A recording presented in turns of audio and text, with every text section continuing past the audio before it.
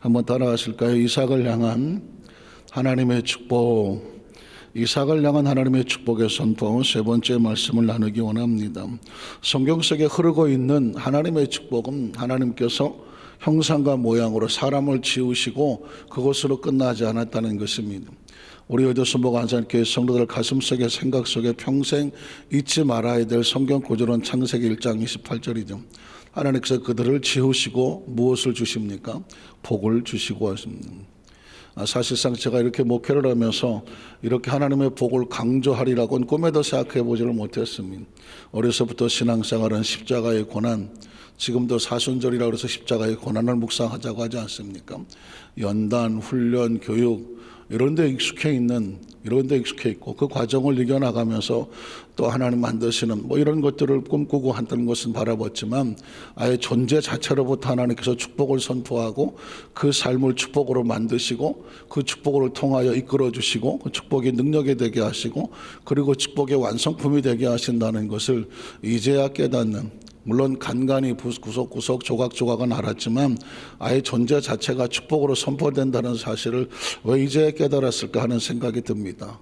어쩔 수 없는 것이 하나님의 때가 돼서 눈을 열어 알게 하심으로 얻게 하는 것은 뭐냐면 하나님의 축복의 본질을 발견하게 되는데 그 본질은 무엇이냐면 번성이라는 단어였습니다.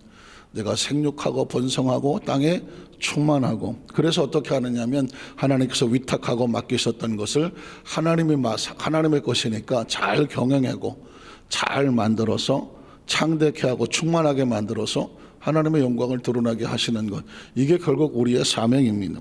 하나님께서는 그래서 아담과 하와를 축복하셨을 뿐만 아니라 노아도 방주에서 나오니까 새로운 세대가 나오지 않습니까? 노아는 사실 새로운 세대를 만드는 것이거든요. 그 전에 있었던 하나님이 후회하셨던 세대가 모두 홍수로 심판을 받고 나서 새로운 세대, 방주에서 나온 새로운 세대를 축복하실 때도 똑같이 말씀하십니다. 그들에게 복을 주시고 내가 내 자손들을 생육하고 번성해 하며 땅에 충만하게 하리라. 이게 하나님께서 하시고자 하는 마음과 생각입니다. 축복이라고 하는 단어는 어떤 다른 추상적인 것이 아니라 하나님께서 우리를 향하여 갖고 계신 하나님의 꿈이고 하나님의 축복이고 하나님의 선물이고 하나님의 계획이고 비전이라는 것이죠. 그러니까 노아가 달라지고 나서 아브라함을 불렀을 때도 하나님께서, 여러분 기억하시겠지만 2월 달에 하나님께서 우리 어디스마산교회 성도들에게 생명 감사, 생명 축복을 원하는 성도들에게 선포했던 것이 뭘까요? 아브라함을 향한 하나님의 축복 선포였습니다. 그리고 축복의 내용이 그대로 이 3월 달에 이삭을 향한 축복의 선포할 때 놀라운 것은 뭐냐면 하나님께서 또다시 세대는 바뀌고 사람은 바뀌었지만 축복의 그 내용은 그대로 부어주시는 것을 볼 수가 있습니다. 그래서 여러분, 이삭이 받았던 하나님의 축복은 뭘까요? 아브라함의 소유를 그대로, 아브라함의 소유가 그대로 내려갔다라고 말씀하죠. 그리고 그 축복은 뭘까요? 하나님께서 아브라함과 약속하셨던 것, 그 약속하셨던 것을 아브라함이 잘 지켜냈기 때문에 그 아들 이삭에게 그대로 흘러내려가게 만들었던 것입니다. 이삭의 축복은 뭘까요? 그가 농사했을 때 100배를 얻었고 그리고 그가 창대하고 왕성하여 마침내 거부가 되었다라는 표현을 쓰고 있습니다. 성경이 이런 내용을 쓸 때 왜 그런 내용을 쓰겠습니까? 그것을 통하여 이루시기 원하시는 하나님의 비전이 있고 오히려 주위의 시기를 받을 정도였었고, 그래서 가로막힘이 있었지만 가로막아도 움직이면 우물을 파면 또다시 물이 나오고 어느 시대 속에서 연단과 훈련이 없고 장애물 또 뒤에서 가로막는 없는 시대는 없거든요. 그러나 그때마다 하나님께서 또 열어주셔서 이걸 뭐라고 말할까요?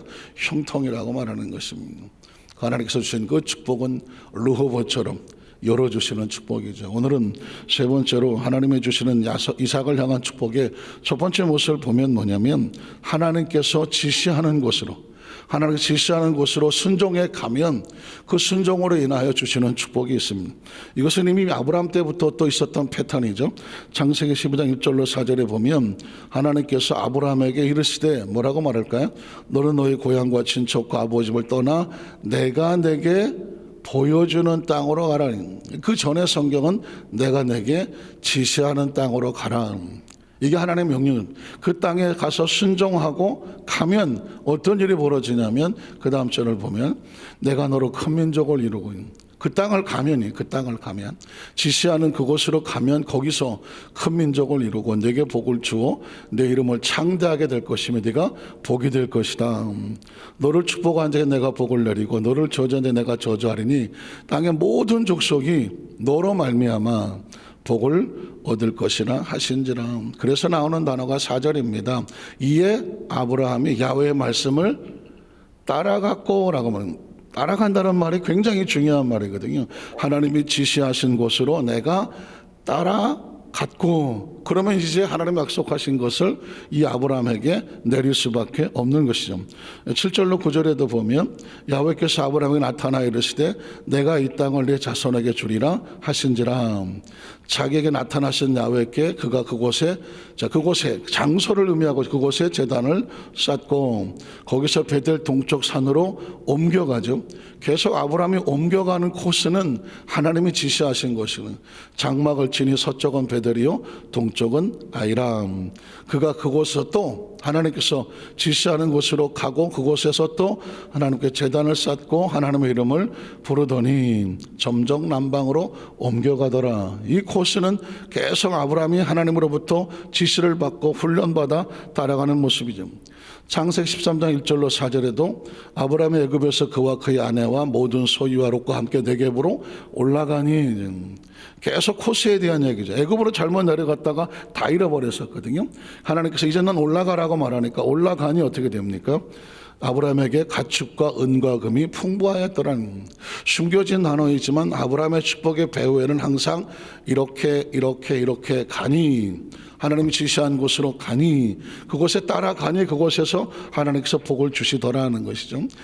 또 그가 네겝에서부터 길을 떠나 성경은 우리에게 의미 없이 말하지 않습니다. 우리가 잘 몰랐던 장면 중에 하나는 뭐냐면 아브라함은 계속해서 하나님의 지시대로 움직이고 있는 것이죠. 길을 떠나 베델에 이르며 베델과 아이 사이 고천에 장막 쳤던 곳에 이르니 떠나 이르니 그 다음 절에 보면 그가 처음으로 제단을 쌓은 곳이라 그가 거기서 또 하나님의 이름을 불렀더라. 코스를 옮기며 순종하며 아브라함의 마음은 하나님께 있어서 어떻게 하더라? 하나님의 이름을 부르며 제단을 쌓았더라는 것이죠. 14절로 18절을 보면 롯이 아브라함을 떠난 후에 야훼께서 아브라함에게 이르시되 너는 눈을 들어서 너 있는 곳에서 북쪽과 남쪽 그리고 동쪽과 서쪽을 바라보라. 보이는 땅을 내가 너와 네 자손에게 주리니 영원히 이르리라. 내가 네 자손의 땅에 티끌 같게 하리니 사람이 땅에 티끌을 능히 셀 수 있을진데 네 자산도 세리라. 너는 일어나 그 땅을 종과 행으로 두루 다녀보라. 내가 그것을 내게 주리라. 이 아브라함이 장막을 옮겨 그죠.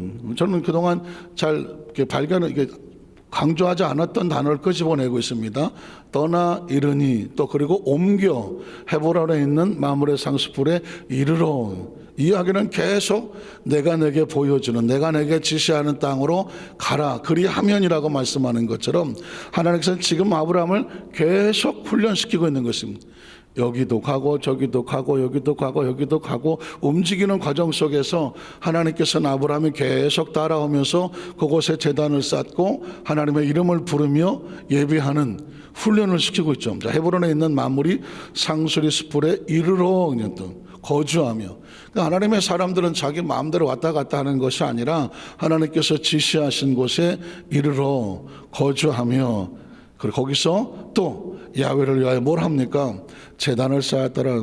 아브라함은 그냥 왔다 갔다 하고 싶은 대로 돌아다니는 방랑자가 아니라 하나님이 지시하는 곳을 찾아 그곳에 있으며 거기서 무엇을 합니까? 끊임없이 제단을 쌓고 하나님의 이름을 부르며 하나님의 예배자로서의 모습을 보여주고 있는 것이죠. 창세기 22장 15절로 19절에 보면 야훼의 사자가 하늘에서부터 두 번째 아브라함을 불러 이르시되 야훼께서 이르시기를 내가 나를 가리켜 맹세하노니 내가 이같이 행하여 내 아들 내 독자도 아끼지 아니하였은즉 내가 내게 큰 복을 주고 내 씨가 그게 뭐하여 여기도 이 단어가 숨어 있죠. 번성하여 번성은 뭐와 같아요? 하늘의 별과 같고 셀 수 없고 바닷가의 모래와 같게 하리니 내 씨가 그 대적의 성문을 차지하리라. 또 내 씨로 말미암아 천하 만민이 복을 받으리니 이는 내가 나의 말을 뭐 했습니까? 준행했다는 것이죠. 늘 코스 이동을 여기 있어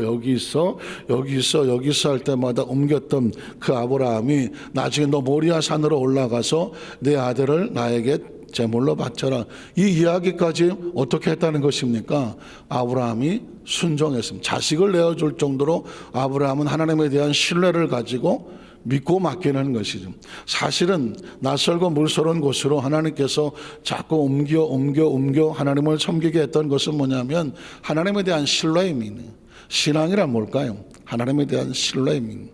내 생각과 다르고 내 방법과 다르고 그럼에도 불구하고 끝까지 신뢰하고 나가는. 아브라함은 하나님 어디까지 신뢰하냐면 자식을 내어 맡길 정도까지 신뢰하는 것이죠. 인생의 삶을 살아가면서 혹시 내가 고통을 당하는 건 모르겠지만 자식이 위기를 빠지게 하는 거는 아무나 못하는 거고 절대로 할 수가 없는 인간의 마지막 상황, 아니 마지막에도 그렇게는 못하는 상황이죠. 그런데 하나님께서 아브라함에게 알고 싶었던 것은 뭐냐면 네가 내 독자 이삭을 아끼지 않았으니 이제야 내가 나를 뭐 하는 줄 알았다? 경외하는 줄 알았다. 경외가 뭘까요? 끝없는 신뢰죠. 그래서 어떻게 합니까? 내가 나의 말을 준행하였음이니라 하셨다 하니라. 그래서 이 아브라함이 그의 종들에게로 돌아가서 함께 또 떠나 어디로 갑니까? 브엘세바에 이르러 거기 뭐 하였더라? 거주하였더라. 자, 브엘세바라는 단어가 아주 중요한데요.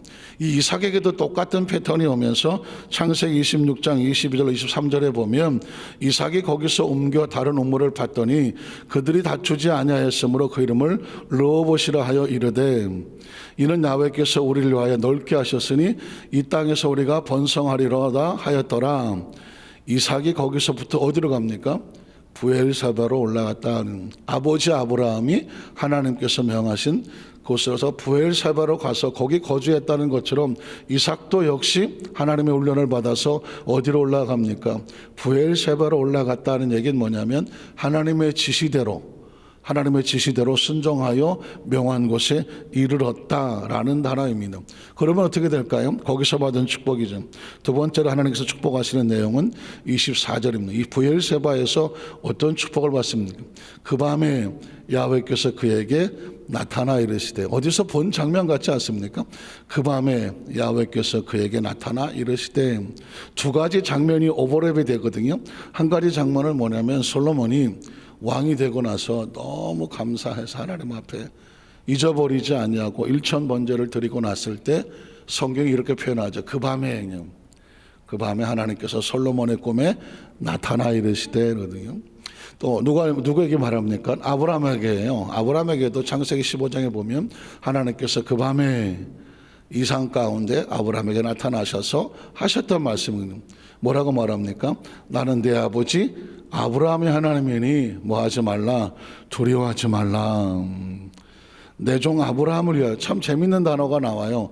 아브라함을 위하여 내가 너와 함께 있겠다는 얘기는 아브라함을 위하여. 왜냐하면 하나님은 아브라함과 각별했어요. 정말 각별하셨던 것 같아요. 하나님께서 만들어 세우신 믿음의 첫 조상이니까 얼마나 각별했을 거예요. 근데 아브라함이 하나님 앞에 최선을 다하여 인정을 받고 나니까 그 이삭을 축복하는데 뭐라고 말하냐면 누구 때문에 축복한다고요? 아브라함을 위하여. 이게 참 신날 것 같아요. 누군가 하나님께서 우리에게 내가 너로 인하여 내 자식을 내가 축복해 줄게. 너로 인하여 내 자식을 축복해 줄게. 이게 있을 수 있을까요? 정말 그럴 자격이 있을까요? 그러나 그런 소망이 생기죠. 하나님 아브라함을 위하여 이삭을 축복하였듯이 우리가 하나님 앞에서 정말 부족하지만 더 잘 살아서 잘 인정을 받아서 내가 너를 보니 너로 인하여 내 자식을 복을 주겠다. 그 복이 흘러내려갔으면 좋겠다고 하는 소원이 생깁니다. 자, 내가 너와 함께 있어서 내게 무엇을 줍니까? 복을 주어 하지 않습니까? 여러분, 성경 속에 가장 중요한 맥락의 하나는 내게 복을 주어는 창세기 28장 아담과 하와, 아브라함, 이삭, 아니 쫙 계속 계시록까지 내려가는 도중에도 나올 겁니다. 내가 내게 복을 주어 내 자손이 번성, 여기 또 번성이 나오지 않습니까? 번성하게 하리라 하신지라. 자, 이 말씀의 의미를 창세기 15장 1절 내가 메모해놨는데 나오죠. 아까 말씀드렸습니다. 아브라함에게도 이런 상황이 있었죠. 이 중에 야훼의 말씀이 환상 중에 그 밤에 아브라함에게 임하여 이르시되라는 말과 같아요. 그때 말씀이 뭐라고 말했을까요? 똑같거든요. 아브라함아, 두려워하지 말라. 나는 네 방패요, 너의 지극히 상급이야. 그랬던 것처럼 이삭에게도 그 밤에 나타나서 두려워하지 마라. 나는 네 아버지 아브라함을 위하여 너에게 복을 주려고 하는 거야 라고 말씀하거든요. 마지막 세 번째로, 그러면 하나님께 복을 받은 사람은 어떤 반응을 하게 될까요? 마치 아브라함이 가는 곳곳마다 제단을 쌓고 하나님의 이름을 불렀다라고 표현하는 것처럼 하나님께 복을 받은 사람들은 하나님에 대한 리스판스, 반응이 있어야 되거든요. 어떤 반응일까요? 창세기 12장 7절로 8절에 보니까 야훼께서 아브라함에 나타나 이르시되 내가 이 땅을 네 자손에게 주리라 하신지라. 자기에게 나타나신 야훼께 그가 그곳에서 무엇을 하고 제단을 쌓고, 제단이란 뭐냐면 예배와 같죠. 하나님과의 관계 속에서 하나님 앞에 우리가 할 수 있는 최선의 헌신이 제단인 것이죠. 그래서 예전에는 좀 우리가 어렸을 때 보면 예전에 우리 좀 한 세대 위에 그 한국 크리스찬들이라고 말해야 될까요? 제단이라는 말이 참 많이 썼어요. 가정 제단을 쌓는다, 뭐 어떤 제단을 쌓는다. 제가 어렸을 때 굉장히 익숙하게 많이 들었던 거예요. 가만히 생각해 보니까 그땐 그 말이 무슨 말인지 뭐 그냥 예배 드리는가 보다. 그랬던 것 같은데, 이 예배와 다른 것은 뭐냐면, 이 제단이라고 하는 것은 뭐냐면 감사의 작정 예배와 같은 거예요. 작정 예배. 어떤 것으로 인하여 내가 하나님 앞에 그냥 뭐 주일 성수한다, 뭐 예배 드린다가 아니라, 정규 예배가 아니라 내가 받은 은혜를 내가 어떻게 하나님 앞에 감사할 수 있을까? 작정 예배와 예물이 있는 것을 제단이라고 하는 것이죠. 그래서 그곳에 제단을 쌓고 어떻게 합니까? 거기서 베델 동쪽 산으로 옮겨 장막을 치니 서쪽은 베델이요 동쪽은 아이라. 자, 또 그곳에서 야훼께 뭐 합니까? 제단을 쌓고 움직일 때마다. 제단이라고 하는 것은 재물이 항상 들어가는 것이거든요. 그래서 하나님의 사람들은 항상 자신이, 그래서 옛날에는 이사를 하면 이사의 예배를 드리고 또 뭐 사업장 예배를, 이런 건 다 제단과 같아요. 하나님이 주신 축복에 관하여 하나님께 온전한 것으로 감사 예배를 드리기를 원합니다. 저는 장로교 목사님들하고 교제를 하다 보니까 제가 잘 몰랐던 건, 저도 장로교 출신이긴 한데 왜 난 몰랐지? 월상 예배라는 표현을 써요. 월상. 그래서 제가 구약 성경에 보면 하나님께서 이스라엘 백성들에게 매월 첫날은 하나님 앞에 나와서 첫 예물을 가지고 하나님 앞에 제단을 쌓아라, 이런 말이 있어요. 근데 우리는 뭐 수십 년 순복음교회 신앙생활 하면서 월상 예배라는 말은 잘 안 쓰는 단어인데, 거기 뭐 감리교 목사님도 그렇고 또 성결교 목사님도 그렇고 장로교 목사님들도 그렇고 또 순복음 중에서도 개인적으로 또 그런 부분에 관심 있는 분들은 성도들에게 월상 예배를 드린다는 얘기 들어서, 월상 예배는 어떻게 하는 거야? 그랬더니 매월 첫날 저녁에 모여서 그 첫날에 그 예물을 가지고 그 한 달을 하나님 앞에 정말 감사하며 드리는 것이다. 그게 이제 그런 얘기를 하더라고요. 생각해 보니까 아주 어렸을 때 저도 참 그런 기억이 이제 다시 나더라고요. 결국은 뭐냐면, 이 이야기는 뭐냐면, 뭐 누가 시켜서 안 시켜서가 아니라 하나님의 받은 은혜에 감사할 줄 알, 마치 우리가 특별 생명 새벽 예배를 드리는 것처럼 그 월상 예배는 전 성도가 다 나오더라고요. 우리와 다른 것은 뭐냐면, 우리는 이렇게 새벽 예배를 드려도 그냥 뭐 일부만 나오시죠. 해야 되나 말아야 되나 속도 상하긴 하지만, 그런데 이 월상 예배는 전 성도가 나온다는 거예요. 굉장히 중요한 훈련이더만 이게. 하나님 앞에 첫날은 하나님의 날이니까, 당신의 날이 아니니까 그 한 달이 하나님 앞에 온전하기 위하여 월상 예배로 제단을 쌓고 하나님 앞에 온전한 감사 예물을 드리시오. 이게 월상 예배였더라고요. 그러니까 그 월삭의 출발은 뭐냐면, 아브라함은 곳곳에 이를 때마다 제단을 쌓고 하나님의 이름을 불렀다는 것이죠.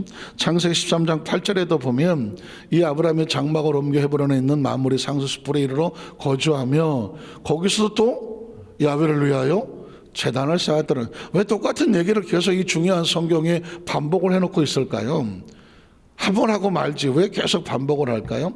아브라함은 움직일 때마다 계속 제단을 쌓고 하나님을 위해서 이름을 불렀다. 이 이야기는 뭐냐면 그의 삶의 방향은 항상 하나님 중심으로 함께 했다라고 하는 오늘 믿음의 후배들에게 메시지를 주고 있는 것과 같습니다. 자, 창세기 16장 25절에 보면 이삭도 마찬가지였습니다. 아버지 아브라함에게 배운 게 그거예요.